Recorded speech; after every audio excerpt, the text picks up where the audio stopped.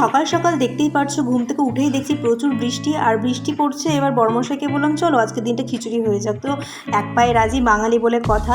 তো দেখতেই পাচ্ছ খিচুড়িটা এই যে রান্না করছি, চলো তোমাদের সাথে ছোট্ট করে একটু শেয়ার করছি। আর আমি অতটা পাকা রাঁধুনি না, সকাল সকাল মাকে ফোন করে জিজ্ঞেস করা হয়ে গেছে কীভাবে কী করবো, সেইভাবেই করছি আর কি। তো তোমাদের সাথে ছোট্ট করে একটু শেয়ার করছি, চলো। আমি অতটা পাকা রাঁধুনি না। তো দেখতে পাচ্ছ মুগ ডালটা আমি ধুয়ে রেখেছিলাম, সেটা ভেজে রেখেছি। ভেজে রেখে এই যে আলু কুমড়ো সব কিছু কেটে নিয়েছি, পেঁয়াজ রসুন দিয়ে খিচুড়িটা হবে আজকে। তো সেটাই সব কিছু কাটা হয়ে গেছে দেখতেই পাচ্ছ। এবার হচ্ছে গরম জল দিয়েছিলাম, তার মধ্যে এবার চাল ডাল মিশিয়ে নিলাম। তো এবারে ভাজা মুগ ডালটাও দিয়ে দিলাম, তারপরে আলুগুলোও দিয়ে দেবো। দিয়ে ভাতটা হতে থাকুক ততক্ষণে, আর পাশে আমি মশলাটা কষিয়ে নেবো। চলো তোমরা দেখতে থাকো ভিডিওটা।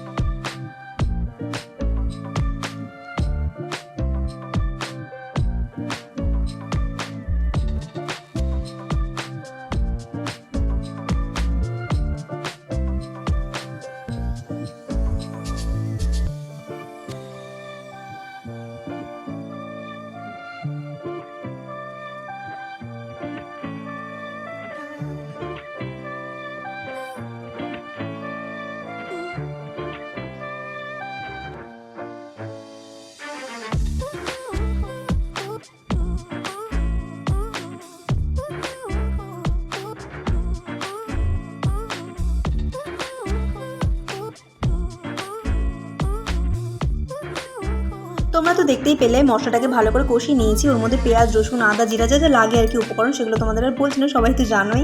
আমি একা জানতাম না, যেটা মার কাছ থেকে সকাল সকাল জেনে আমি করেছি। তো দেখতে পাচ্ছ আমি কালারটা সম্বন্ধে বুঝতে পারছিলাম না, তো বড়মশাইকে ডাকলাম যে তুমি একটু আসো, এসে একটু দেখে দিয়ে যাও। তো বললো হ্যাঁ সব কিছু পারফেক্ট আছে, মানে কালার টালার সব কিছু ঠিকঠাক আছে। তো এই যে খিচুড়িটা আমার হয়ে গিয়েছে।